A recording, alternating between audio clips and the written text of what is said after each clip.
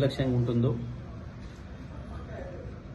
రైతులకు సాగునీళ్ళు ఇచ్చే విషయంలో, చివరికి తాగునీళ్ళ విషయంలో కూడా ఏ రకంగా సోయి లేకుండా ప్రవర్తిస్తుందో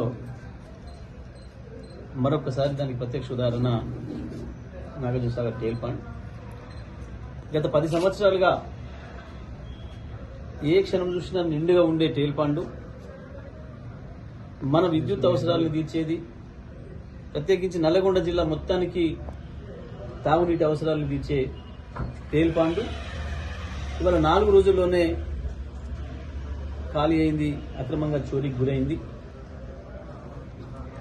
ఆంధ్రప్రదేశ్ ఎటువంటి అనుమతులు లేకుండా, ఎటువంటి చర్చలు లేకుండా, ఎవరికి మూడో కంటికి తెలియకుండా దొంగతనంగా నీళ్లు తీసుకుపోయి ఖాళీ చేస్తే తెలంగాణ ముఖ్యమంత్రికి, తెలంగాణ మంత్రులకు, నల్లగొండ జిల్లా మంత్రులకు, ఎమ్మెల్యేలకు సోయే లేదు.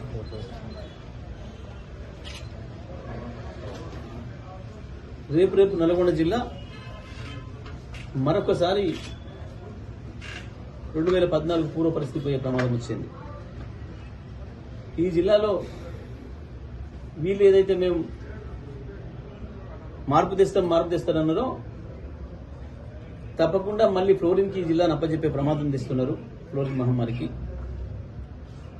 ప్రజలు తప్పని పరిస్థితుల్లో మళ్ళీ భూగర్భ జలాల మీద ఆధారపడితే, బోర్ల మీద ఆధారపడితే వచ్చేది ఫ్లోరోసిస్ తప్ప మనుషులు కావు. వీళ్ళు చేసిన దుర్మార్గాన్ని కేసీఆర్ గారు వెంటబడి తరిమి 6 ఏళ్లలోనే ఫ్లోరోసిస్ని మాయం చేసేదానికి ఇవాళ మిషన్ భగీరథ ద్వారా చిట్యాల టేల్ పాండ్ నుంచే మనం నీళ్లు ఇచ్చినాం గత 5 సంవత్సరాలుగా. ఇవాళ అందులో చుక్క నీళ్ళు లేని పరిస్థితి తీసుకొచ్చిండ్రు. మంత్రులకు కనీస సోయి లేదు, సాగునీళ్ళు ఇవ్వలేకపోయినరు, లక్షలాది ఎకరాలను ఎండబెట్టి రైతాంగం కొట్టగొట్టిండ్రు. ఇవాళ తాగునీళ్ళు కూడా ఇవ్వకుండా మొత్తం నల్లగొండ జిల్లా గొంతులు ఎండే పరిస్థితి తీసుకొచ్చిండ్రు, గొంతులు ఎండబెట్టే పరిస్థితి తీసుకొచ్చిండ్రు. ఇంత మించిన దుర్మార్గం ఇంకొకటి లేదు. ఒక ప్రభుత్వం అనేది ఇంత సోయి లేకుండా, ఇంత నిర్లక్ష్యంగా ఉండడం అనేది ఒక సిగ్గుచేటు.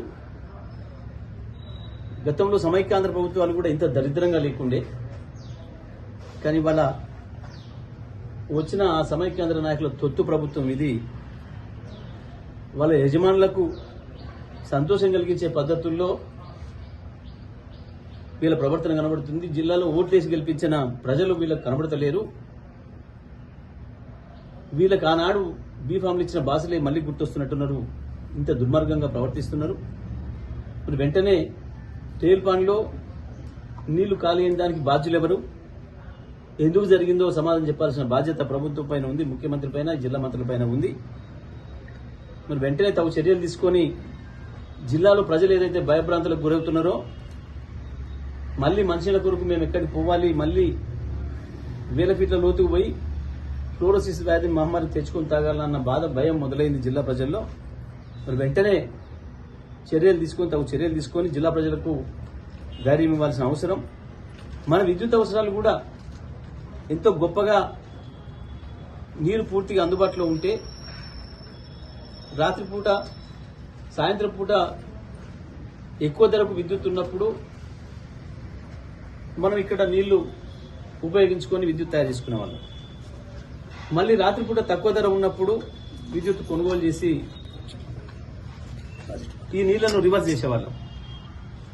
రివర్సబుల్ పంపింగ్ సిస్టమ్ ద్వారా విద్యుత్తును చౌకగా ఉత్పత్తి చేసుకోవడానికి మనకి ఎప్పుడు అత్యంత అవసరం ఎక్కువ ఉన్నది అనుకున్నప్పుడు, ఎప్పుడు ఆపత్కాలం ఉందనుకున్నప్పుడు అప్పుడు ఉత్పత్తి చేసుకోవడానికి అనుకూలంగా నిర్మాణం చేసుకున్నది ఈ టేల్ పాండ్. మనం ఆ కార్యక్రమంలో తర్వాత అదే నల్లగొండ జిల్లా మొత్తం జిల్లా ప్రజల దాహత్యం తీర్చే భగీరథకు కేంద్రమైంది. కానీ ఇవాళ ఈ ప్రభుత్వం చేసిన నిర్లక్ష్యం వల్ల, వీళ్ళ సోమరితనం వల్ల అక్రమంగా నీళ్లు చోరీకి గురై ఖాళీ అయిపోయింది. జిల్లా ప్రజలు ప్రమాదంలో పడుతున్నారు. కాబట్టి మేము వెంటనే డిమాండ్ చేస్తున్నాం, దానికి తగిన బాధ్యులు ఎవరో విచారం చేసి చర్యలు తీసుకోవాలి. వెంటనే పునరుద్ధరణ చర్యలు ఈ జిల్లా ప్రజలకు మనుషులకైనా డోకా లేదని ఒక ధైర్యం ఇచ్చే పరిస్థితి తీసుకురావాలని చెప్పి మేము ప్రభుత్వాన్ని డిమాండ్ చేస్తా ఉన్నాం. ప్రచారం సందర్భంగా ఈ అంశాన్ని నిలదీయాలి. తప్పకుండా ప్రజలు ప్రతి విషయంలో నిలదీసే హక్కు ప్రజలకు ఉంది. మొన్న వేసిన ఓటులోనే నాశనం చేసిండ్రు, జిల్లా ఇరిగేషన్ రంగాన్ని నాశనం చేసిండ్రు. లక్షలాది ఎకరాల్లో పంటలు ఎండబెట్టి రైతాంగం పొట్టగొట్టిండ్రు. మీరు ఇచ్చిన హామీలు నెరవేర్చడం పక్కన పెడితే ఉన్న వాటినే తీసేసి ఉన్న అవకాశాలనే పోగొట్టి ప్రజలు ఉసురు పోసుకుంటున్నారు. మరి తప్పకుండా దీనిపైన కూడా జిల్లాకు మంచినీళ్లు లేకుండా చేసిన ఈ ప్రభుత్వం యొక్క కాంగ్రెస్ పార్టీ యొక్క దుర్మార్గాన్ని ప్రశ్నించాల్సిన అవసరం ఉంది. ప్రజలు తప్పకుండా ఎక్కడికక్కడ గ్రామాల్లో నిలదీయండి, ప్రచారానికి వచ్చిన వాళ్ళని అడగండి. దేనికి వేయాలి, కాంగ్రెస్ పార్టీకి ఓటుకి ఎందుకు వేయాలి, దీనికేనా?